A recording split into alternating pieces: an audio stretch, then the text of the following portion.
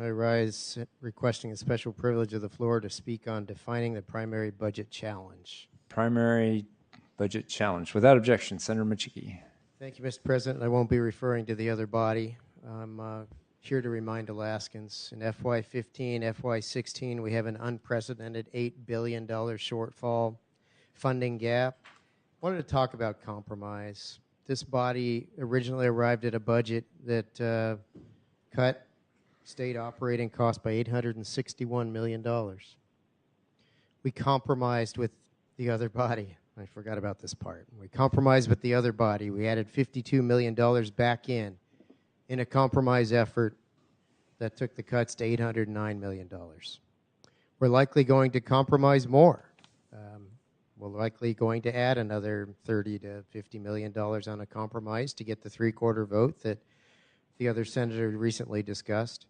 And I appreciate the efforts by the other body on their compromise within their body, but our job is not to rubber stamp the work of the other body. It's to take the time to carefully evaluate their actions and make sure they fit with ours. Here's the reminder, Mr. President. In 13 months, we are out of money in this state.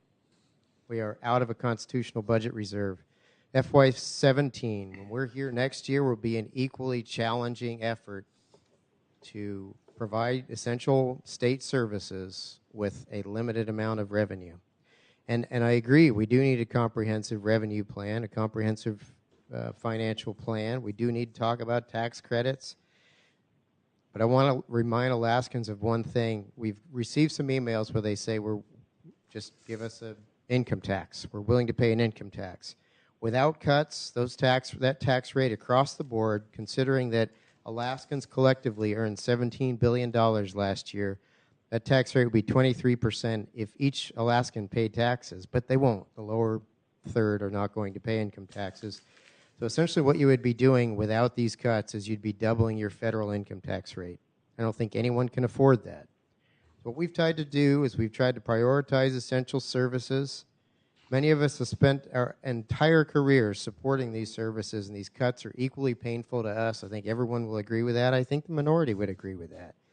Cuts that involve services to kids, education, seniors, public safety, transportation, these are painful for all of us. We're trying to make this shortfall survivable. So in closing, Mr. President, I don't feel that we have a failed negotiation here by any means. I believe the conference committee effort is going to be a compromise, and it's going to be out in the open for all Alaskans to see, to witness in the light of day. And I think we're fairly close, and I think we'll get there in a short time. Thank you. Okay, thank you, Senator Micciche.